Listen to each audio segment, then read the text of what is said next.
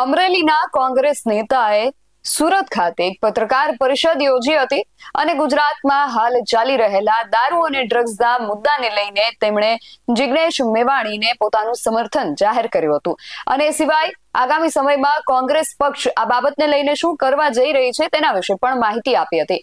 શું છે સમગ્ર વિગત જાણીએ અહેવાલમાં। જય હિન્દ BSI TV ન્યૂઝ પર આપની સાથે હું છું નિધિ ગઢવી।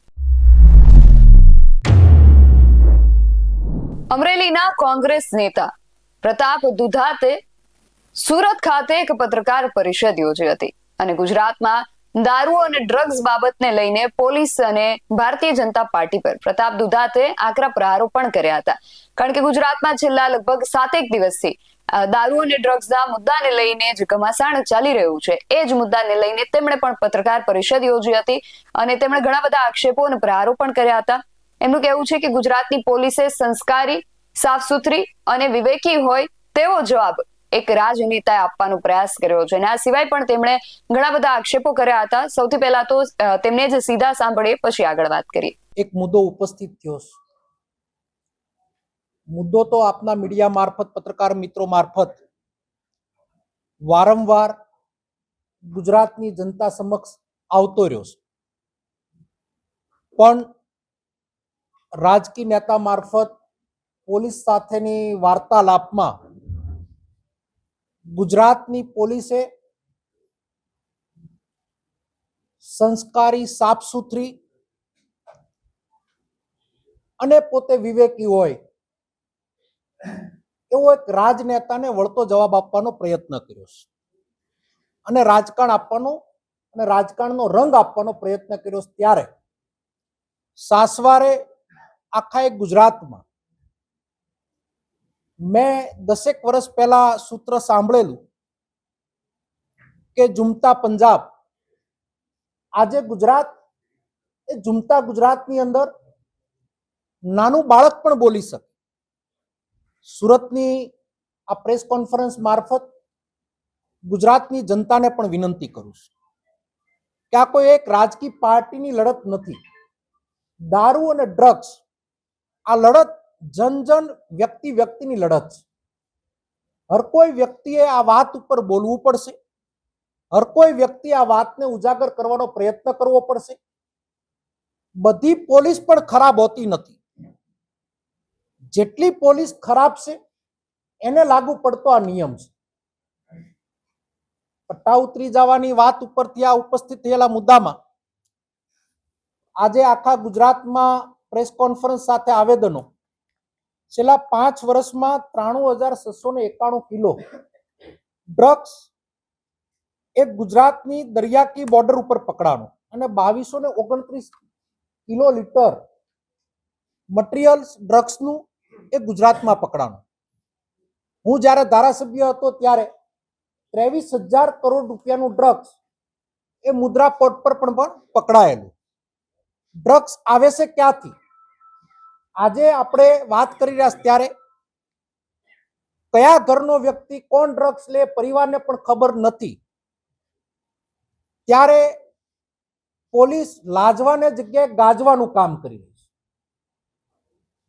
વિકાસ સહાય ડીજીપીએ માર્મિક એક ટકોર પણ કરી કે અમને અમારા પોલીસ તંત્રનું કામ અમારી પદ્ધતિથી અમે કરશું। સારી બાબત છે, રાજકીય લોકોએ હસ્તક્ષેપ ન કરવો જોઈએ, ખૂબ સારી બાબત છે। પણ આપના મારફત સહાય સાહેબને પૂછવા માંગુ છું, જે જિલ્લામાંથી આવું છું, એક પ્રકરણ એ જિલ્લામાં પણ બન્યું ને એક મોટું આંદોલનનું એક નારી સુરક્ષા માટે અપાણું। સમીક્ષાની કમિટીઓ બની, ટીમો બનાવીને આપના ટેબલ સુધી પેપરો પણ આપ્યા। આજ સુધી તમે ન્યાય કરી શક્યા છે ખરા? આજ સુધી તમે રિપોર્ટ આપી શક્યા છે ખરા? ઝૂમતા ગુજરાત બનાવવા માટેનું અમુક આઈપીએસો લાગુ પડતા લોકોને લાગુ પડે છે। સારા લોકોને અભિનંદન પણ આપીએ છીએ અને શુભેચ્છા પણ આપીએ છીએ। રાજતંત્ર એટલે કે રાજકીય લોકો અને બ્યુરોક્રેટ એકબીજાના પૂરક છે।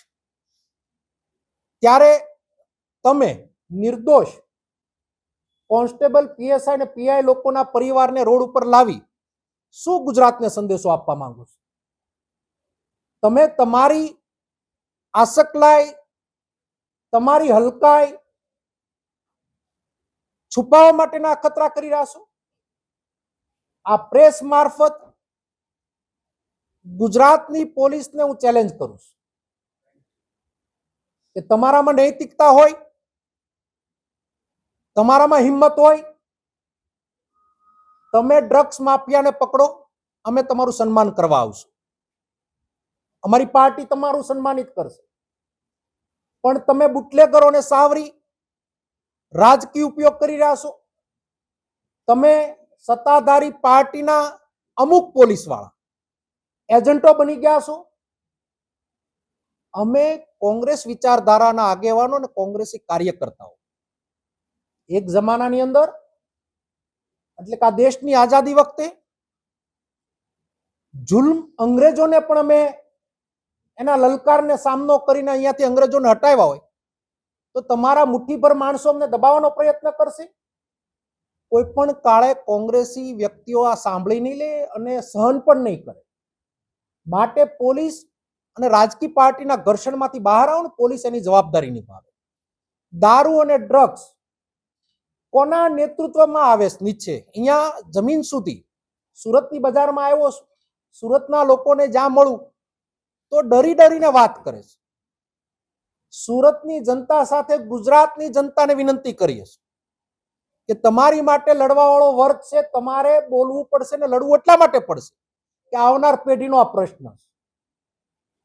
આપના મારફત સત્તાધારી પાર્ટીને પૂછવા માંગુ છું કે જો તમે અમારી આ વાતમાં સહમત ના હો કે હોય તમારો મામલો છે.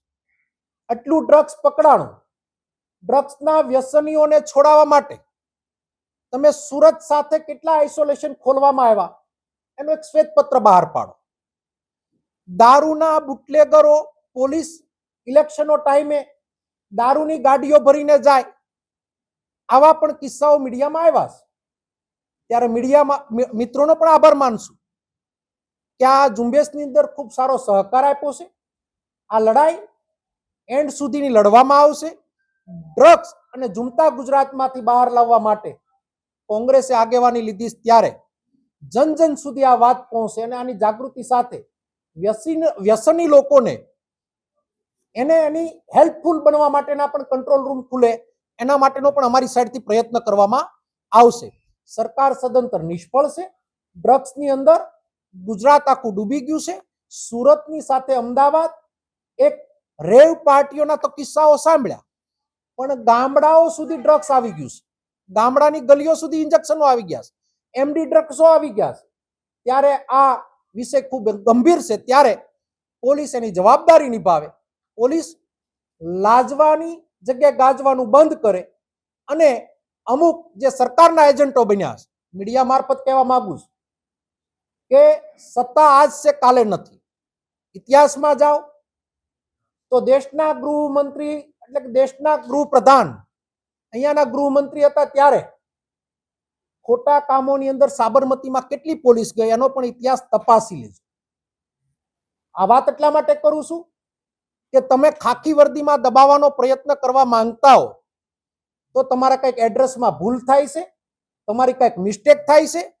તમે ગુંડાઓને પકડો, તમે અસામાજિક તત્વોને પકડો, તમે ડ્રગ્સ માફિયાઓને પકડો, તમે બુટલેગરોને પકડો, બધાને જેલ હવાલે કરો. અમે તમારું સન્માન કરવા આવશું. બાકી વાત કરીએ પ્રમાણે ખોટા લોકોના આજ નહીં તો કાલે પટ્ટા ઉતરવાના છે, એમાં કોઈ સવાલ નથી.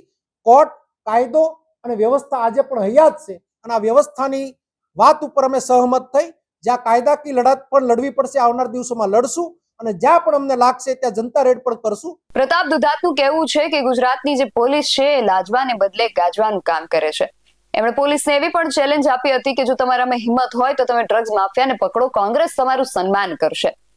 અને એ સાથે એવા પણ આક્ષેપ કર્યા હતા કે અમુક અધિકારીઓ એવા છે જે રાજકીય પાર્ટીના એજન્ટ બની ગયા છે.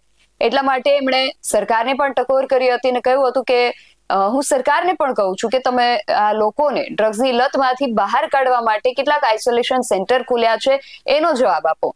વ્યસની લોકોને મદદ થાય તે માટે હેલ્પ સેન્ટર બને એવા કોંગ્રેસ પણ પ્રયાસ કરશે એવી પણ એમણે તૈયારી બતાવી છે. અને સુરત અને અમદાવાદ જેવા જે મોટા શહેરો છે ત્યાં તો રેવ પાર્ટી જેવા કિસ્સાઓ અવારનવાર સામે આવતા જ હતા, પરંતુ હવે ગામડાઓ સુધી પણ આ જે સમસ્યા છે એના મૂળ પહોંચી ગયા છે, જેને લઈને પણ તેમણે ચિંતા વ્યક્ત કરી હતી. કોંગ્રેસ પક્ષ તરફથી એમણે જે જવાબ આપ્યા છે અને પ્રતાપ દુધાતની આ જે આખી પત્રકાર પરિષદ હતી અને એમનું જે એમણે આગામી આયોજન વિશે જણાવ્યું છે, આ સમગ્ર વિષયને લઈને તમારું શું માનવું છે અમને કમેન્ટ કરીને ચોક્કસથી જણાવજો. આવા જ વધુ અહેવાલો સાથે મળતા રહીશું. તમે મારી યુટ્યુબ ચેનલને સબસ્ક્રાઇબ કરવાનું અને અમને ફેસબુક અને ઇન્સ્ટાગ્રામ પર ફોલો કરવાનું ભૂલશો નહીં. બાકી અવનવી અપડેટ્સ માટે આપ જોતા રહો BSI ટીવી ન્યૂઝ. નમસ્કાર.